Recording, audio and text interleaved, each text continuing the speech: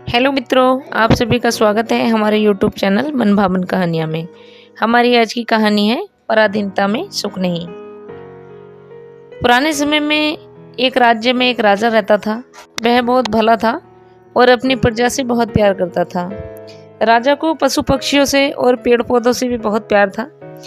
वह बहुत देर तक हरे भरे बगीचे में पेड़ पौधों में बैठा रहता और पशु पक्षियों की मीठी मीठी बोली सुनता रहता।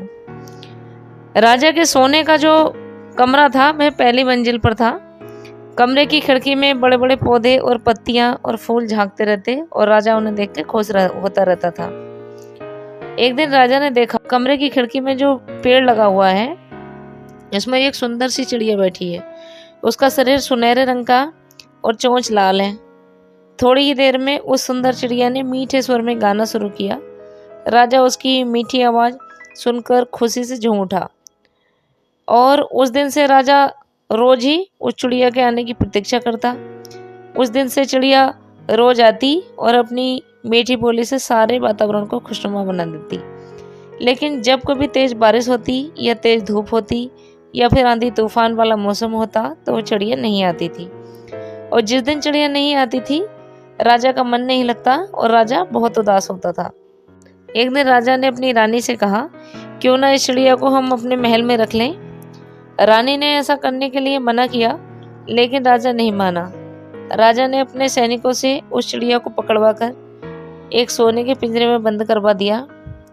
राजा उसे खूब अच्छे अच्छे फल खाने को देता, मिठाई पकवान देता, लेकिन चिड़िया कुछ नहीं खाती थी। अब चिड़िया ने मीठा बोलने की बजाय ची ची करके रोना शुरू कर दिया था। धीरे धीरे चिड़िया बीमार पड़ गई। राजा ने वैद्य बुलाए पर वे चिड़िया की बीमारी नहीं जान सके। राजा चिड़िया की ऐसी हालत देखकर बहुत दुखी था और परेशान था।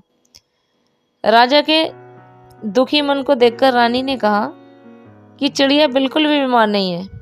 उसे पिंजड़े में रहना अच्छा नहीं लगता, बल्कि उसे अपने मित्रों के साथ रहना और खुले वातावरण में रहना अच्छा लगता है। उसे सोने के पिंजरे में रहना बिल्कुल भी पसंद नहीं है और उसे इस तरीके से गुलामी वाली जिंदगी पसंद नहीं है। शायद इसीलिए वह बीमार है और यही उसकी बीमारी का कारण है। राजा को रानी की बात समझ में आ गई। उसने चिड़िया को पिंजरे से आज़ाद कर दिया। चिड़िया खुशी खुशी उड़कर चली गई। अगले दिन राजा की जब नींद खुली तो उसने देखा कि चिड़िया पेड़ पर बैठी हुई मीठे सुर में गाना गा रही है। यह देखकर राजा बहुत प्रसन्न हुआ।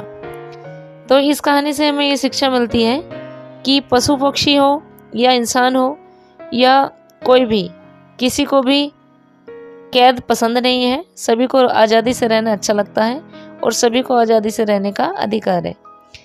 हमारी आज की कहानी आपको कैसी लगी कृपया कमेंट्स करके बताएं। राधे राधे।